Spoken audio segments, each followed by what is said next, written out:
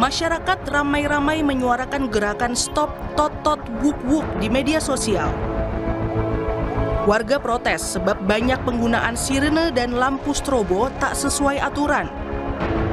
Seperti digunakan kendaraan sipil hanya demi dapat prioritas membelah kemacetan.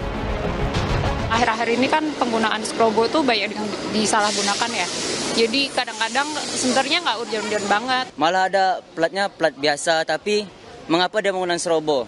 Apalagi pas macet, dia sudah tahu macet, tapi dia malah menggunakan strobo. Dan itu dari suara sudah mengganggu dan orang jadi tertekan. Apalagi cuman ngawal-ngawal kayak apa sih namanya, komplotan gitu kan bareng-bareng. Cuman keren-kerenan nggak masuk sih bang. Merespons protes masyarakat, Kepala Kops Lalu Lintas Polri, Irjen Agus Suryo Nugroho, membekukan penggunaan strobo dan sirine yang mengganggu pengguna jalan. Masukan masyarakat itu hal positif untuk kita, dan ini saya evaluasi. Dan bahkan saya Kakor Lantas saya bekukan untuk pengawalan menggunakan suara-suara itu. Karena ini juga masyarakat terganggu, apalagi padat, ini kita evaluasi, biarpun ada ketentuannya.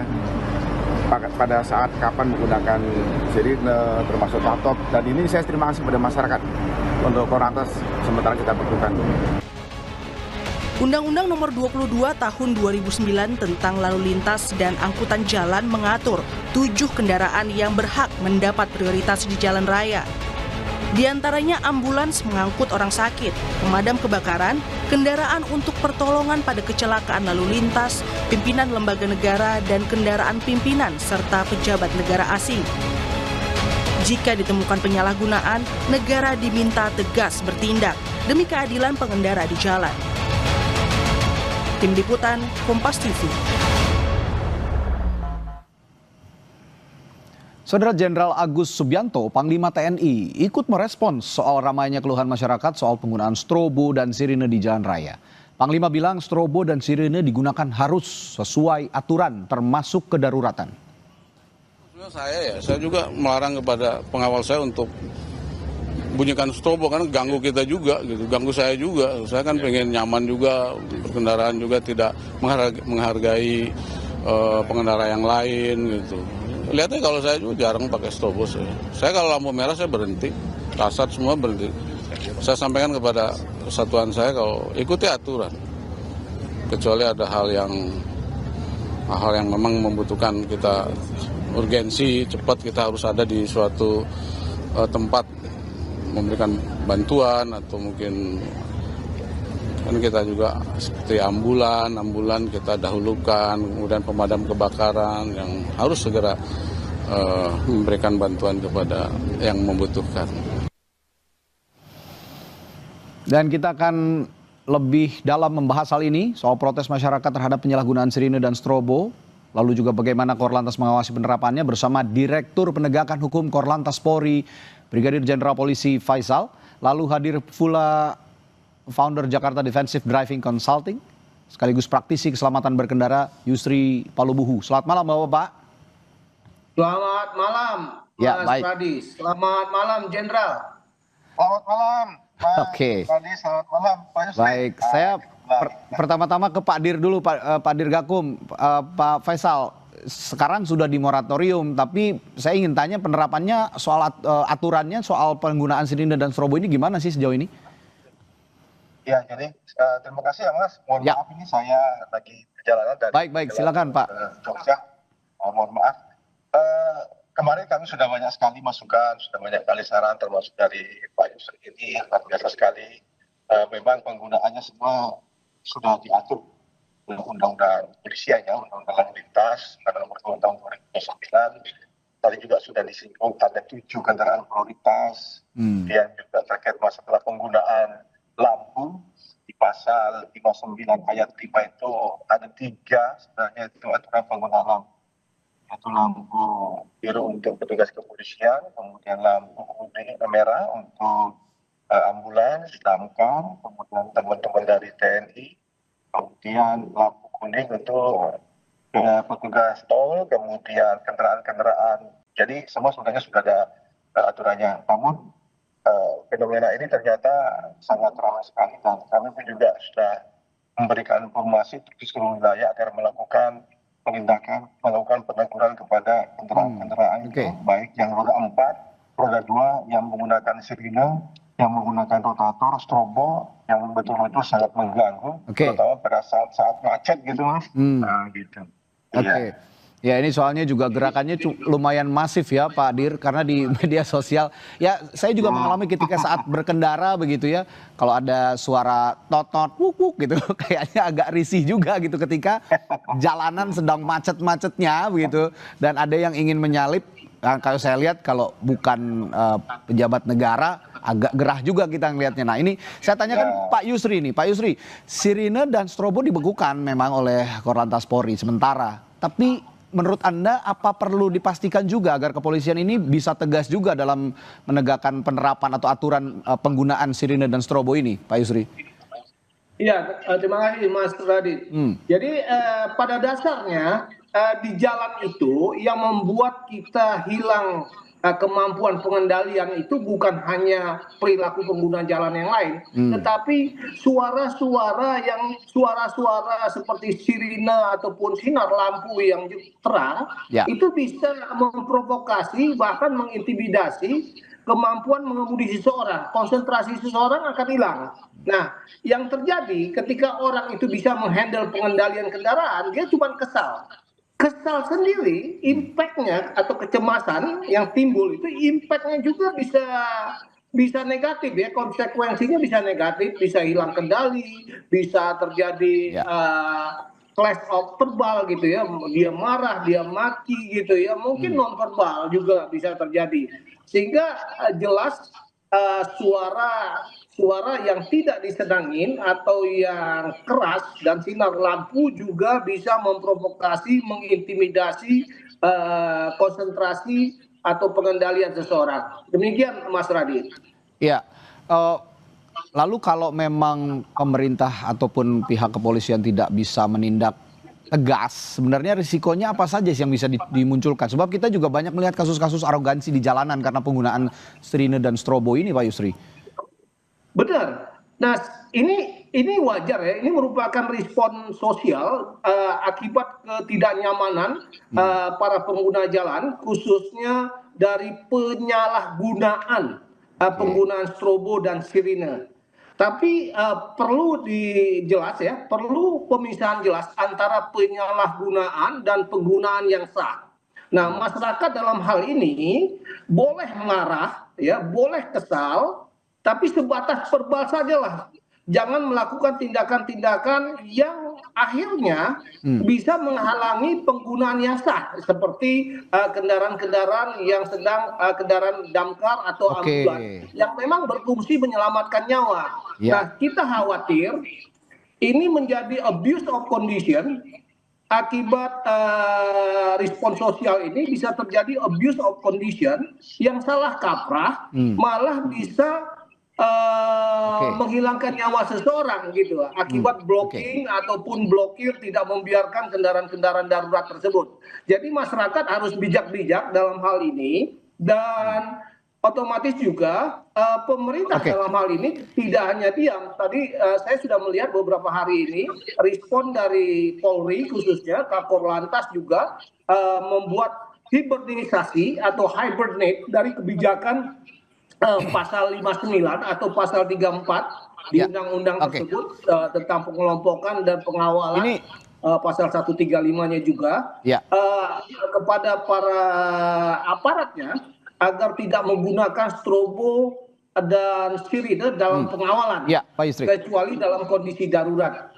Ini merupakan satu langkah bagus untuk meredam respon sosial yang nanti bisa bergerak liar. Sudah begitu kita khawatirkan. Demikian Mas Radit. Ya, ini sudah begitu masif juga gerakannya di media sosial. Tapi saya tertarik juga dengan pernyataan Pak Yusri tadi, bahwa jangan sampai gerakan di media sosial ini memberikan dampak negatif kepada orang-orang yang memang sah atau pihak-pihak yang memang sah menggunakan strobo dan sirine. Nah, pertanyaan saya ke Pak Dirgakum. Pak Dir, lalu bagaimana juga Anda menjelaskan kepada publik, kepada masyarakat, kepada pengguna jalan begitu, agar benar-benar paham jangan sampai mereka ini sporadis saja gitu. Ada yang pakai sirine dan strobo padahal punya otoritas resmi, punya hak untuk menggunakan itu, tetapi malah dihalang-halangi oleh publik, oleh masyarakat dengan emosi-emosi yang dikatakan oleh Pak Yusri tadi. Bagaimana Pak Dir? Ya, terima kasih Pak Yusri. Jadi tentunya dari kepolisian selalu melakukan sosialisasi, terutama di 134. 134 ayat 1, 2, 3, 4 itu sudah wajib, itu artinya kalau ada rombongan yang 1, 2, 3, 4 itu pasti masyarakat wajib memberikan prioritas, apalagi dalam kondisi-kondisi damkar, kemudian ambulans, kemudian yang akan ke lokasi TKP atau kecelakaan lalu lintas, bukan hanya mobil ambulans, tapi mobil primer pun yang akan ke lokasi kecelakaan juga harus diberikan prioritas, apalagi mobil dinas kepolisian yang akan melakukan kegiatan pengolah TKP. Nah tentunya dengan kejadian ini kami intens lagi memberikan sosialisasi, memberikan himbauan, mengajak masyarakat bahwa memang apa yang dikatakan tadi Pak Yusri, bahwa ada memang ketentuan, ada aturan yang dilindungi oleh undang-undang, kendaraan itu berhak untuk diberikan prioritas, tapi dengan SOP mereka harus menggunakan sirine, harus menggunakan rotator. Tapi alhamdulillah sejauh ini masyarakat kita alhamdulillah masih cukup bagus, responnya cukup bagus dalam memberikan ruang gerak, terutama pada saat ada saat-saat yang sangat penting, urgensi sekali. Jadi tentunya kami menindaklanjuti Pak Kakor Lantas dalam hal ini sudah menyampaikan kepada seluruh jajaran bahwa mari kita menggunakan penggunaan sirine, rotator sesuai dengan SOP, terutama kurangilah penggunaannya pada saat-saat ada kegiatan misalnya di sekitar masjid, ada yang meninggal, ada kegiatan-kegiatan yang lain yang sifatnya tidak perlu. Dan tadi juga disampaikan Pak Yusri bahwa penggunaan ini juga memang harus selektif mungkin, karena masyarakat kita masih risih, masih banyak yang mungkin tidak senang kondisi-kondisi yang seperti ini. Bahkan kilatan lampu, sirine rotator itu juga bisa membuat masyarakat terganggu. Oleh karena itu dari kepolisian pasti kami menyampaikan sedikit data bahwa 2023 sampai 2025 kita sudah melakukan penindakan 843 pelanggaran terkait masalah penggunaan rotator sirine yang tidak ada 843 ya sudah kita ditindak. Hampir setiap hari, apalagi dengan masif seperti ini di media, kita pasti akan melakukan ini Maaf Pak Dir, saya potong. Tapi 843 ini pada saat ada gerakan ini saja atau memang sebelumnya juga sudah ditertibkan? Karena ada juga pertanyaan kenapa kok baru sekarang setelah heboh di media sosial ada pembekuan soal ini gitu Pak Dir. Jadi 2023 itu saya hanya mengambil data per 3 tahun. Jadi 3 tahun belakang kita sudah melakukan penindakan sudah lama sekali. Sudah lama sejak ada muncul pelanggaran-pelanggaran yang menggunakan rotator sirine, terutama menggunakan strobo pada malam hari, ya, yang sangat mengganggu pengguna lainnya, sehingga kita sudah melakukan penindakan. Dan saat ini mungkin sosialisasi teguran kita sudah mengurangi, karena saya yakin masyarakat sudah tahu, apalagi undang-undang ini kan sudah 2009 sudah diundangkan, artinya sudah tahu. Oh, kendaraan saya kendaraan pribadi, nggak boleh menggunakan sirine, nggak boleh menggunakan strobo, ya. Tapi ya itulah fenomena yang terjadi karena masyarakat kita masih banyak yang punya kendaraan baru, punya motor baru, pingin mungkin hebat, mungkin tambahlah seperti itu. Padahal itu sangat mengganggu, sangat menyalahi aturan. Demikian, Mas. Baik, saya ke Pak Yusri lagi. Tadi kalau kata Pak Dir ini sebenarnya sudah simultan sebenarnya dari 2023. Sebelum ada gerakan ini juga kita sudah ada penindakan terhadap penggunaan strobo dan juga sirine. Tapi Anda sendiri sebagai praktisi keselamatan mengendara di jalan raya, Anda merasakan hal itu tidak? Bahwa sebelumnya juga sudah ada penindakan sebenarnya dari polisi? Saya setuju apa yang disampaikan oleh Pak Dirgakum, Pak Faisal, bahwasanya penindakan ini sudah dilakukan sejak lama. Kebetulan saya termasuk bagian daripada mengkampanyekan strobo dan sirine. Dan pelakunya itu sudah sejak di bawah 2010. Jadi masih Undang-Undang 14 tahun 92. Itu sudah para pejabat di Polri sudah mengkampanyekan itu, bahkan dari Wakapolri, mantan Wakapolri dulu juga yaitu Pak Nanan sudah berkampanyekan ini. Namun sekali lagi perlu diingat, polisi kalau kita menggantungkan kepada polisi sebagai bagian penegakan, mereka ini sangat terbatas, mungkin kepada pihak sipil saja ya. Nah, tetapi kita akui di dalam penggunaan atau penyalahgunaan strobo dan sirine ini kan pelakunya selain sipil juga banyak instansi kan. Ya, instansi dan juga keluarga pejabat, maaf Pak Yusri. Bukan hanya instansi, tapi saya juga sering menjumpai keluarga-keluarga pejabat. Harusnya pengawasannya juga, tadi Panglima juga sudah mengatakan ya, nah seharusnya ditindaklanjutin oleh aparatnya, rangkaiannya bawahannya, melakukan penegakan atau penindakan ataupun edukasi kepada stakeholder mereka. Dengan demikian, lalu lintas itu, keamanan lalu lintas, ketertiban berlalu lintas tidak hanya dikontrol oleh polisi saja, tapi semua yang bertanggung jawab. Karena bagaimanapun kenyamanan, keselamatan berlalu lintas itu merupakan tanggung jawab masing-masing pengguna jalan ya. Nah, ini harus disadari penuh oleh para stakeholder jalan raya. Jadi jangan diserahkan ke polisi-polisi, nggak akan mampu. Jadi semua harus melakukan partisipasi. Seperti misalnya saya dari komunitas, saya ketua komunitas, saya menyarankan ke anggota komunitas saya tidak ada yang menggunakan strobo. Begitupun departemen, begitupun instansi-instansi pemerintah. Karena kalau polisi melakukan penegakan dan mereka bertemu dengan instansi tertentu, maka akan berhenti sampai di situ. Ya, harapannya demikian Mas Radi. Jadi partisipasi daripada stakeholder perlu di dalam penegakan ini. Ya, harapannya sebenarnya dari diskusi kita hari ini ada kesamaan atau ada kesetaraan pengguna jalan. Ya, kalau memang meskipun itu pejabat ataupun keluarganya tidak dalam kondisi yang tergesa-gesa, bukan hanya tergesa-gesa, dalam kondisi yang urgent begitu, ini tidak perlulah ya menggunakan strobo atau sirine. Kita yang ingin kita rasakan, publik rasakan sepertinya ya kesetaraan dalam menggunakan jalan raya begitu, berkendara. Baik, terima kasih Pak Yusri, Pak Brigjen Faisal juga, Pak Dirgakum sudah bergabung bersama kami di Sapa Indonesia Malam. Semoga penerapannya juga konsisten dan bisa memberikan pendidikan yang baik untuk berkendara bagi publik. Terima kasih Bapak-bapak.